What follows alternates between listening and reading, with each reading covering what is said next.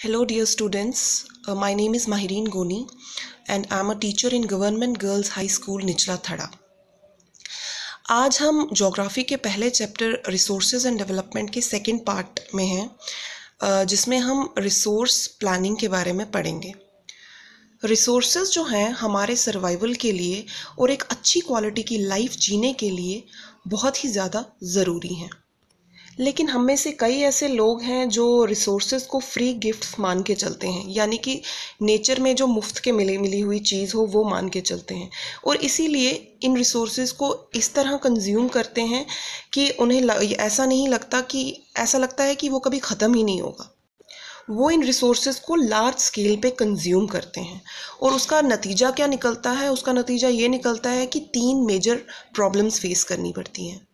तो इसकी 3 major problems क्या हैं? सबसे पहले तो आ गया depletion of resources.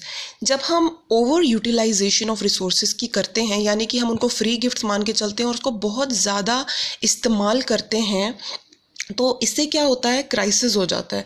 For example कई सारे नेशंस हैं जहाँ पे एनर्जी क्राइसिस हो गई है। क्यों हुई है? Due to the shortage of fossil fuels. इस क्राइसिस की वजह से क्या होता है?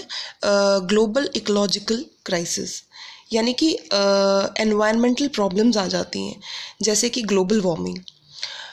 और इसके अलावा जो तीसरी मेजर प्रॉब्लम है वो ये है कि एक्यूमुलेशन इन फ्यू हैंड्स, यानी कि कुछ ही ह्यूमंस को, कुछ ही लोगों को रिसोर्सेज पे एक्सेस मिलता है, जिसका आउटकम क्या होता है?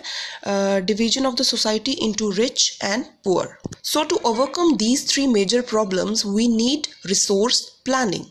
रिसोर्स प्लानिंग किस लिए करनी पड़ती है? ताकि हम इन प्रॉब्लम्स को ओवरकम करें, ताकि हम अपने फ्यूचर जनरेशन के लिए भी इसको रिसोर्सेज को बचा के रख सकें, ताकि उनको गुड क्वालिटी लाइफ मिले।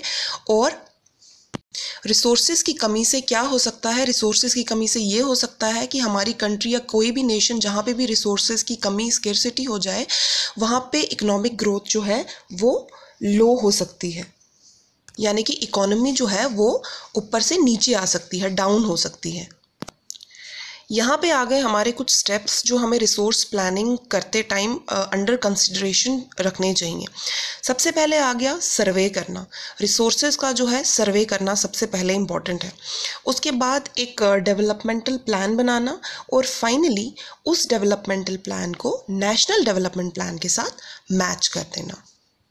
हमें एक बात और माइंड में रखनी है स्टूडेंट्स कि रिसोर्सेज के लिए हमें टेक्नोलॉजी की बहुत ज़्यादा ज़रूरत पड़ती है। जैसे कि हमने सबसे पहले डेफिनेशन में पढ़ा था कि एक इम्पॉर्टेंट कंडीशन पढ़ी थी कि टेक्नोलॉजी जो है, एक्सेस होना चाहिए टेक्नोलॉजी का, क्योंकि अगर टेक्नोलॉजी नहीं होगी तो रिसोर्सेज का ना तो कोई यूज़ है, ना तो कोई डेवलपमेंट पॉसिबल है विदाउट टेक्नोलॉजी।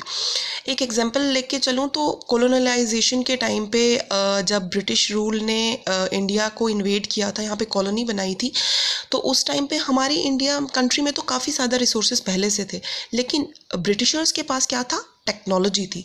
उन्होंने इस टेक्नोलॉजी का सही इस्तेमाल करके रिसोर्सेज को डेवलप किया और इसको बहुत भयंकर बुरी तरीके से इस्तेमाल किया और बहुत ज़्यादा ख़त्म भी कर दिया। इसलिए हमें एक चीज़ माइंड में लेकर चलना चाहिए कि हमें रिसोर्सेज को कंज़र्व करना है। क्यों कंज़र्व करना है? क्योंकि हमें इसको अपने फ्यूचर जनरेशन्स के लिए सेव करके रखना है, इसलिए हमें इसको सस्टेनेबली यूज़ करना है। क्योंकि अगर सारा का सारा हम ही यूज़ कर लेंगे तो हमारी फ्यूचर जनरेशन के लिए बचेगा ही क्या? Thank you and have a very nice day. और कल हम पढ़ेंगे लैंड रिसोर्सेज के बारे में।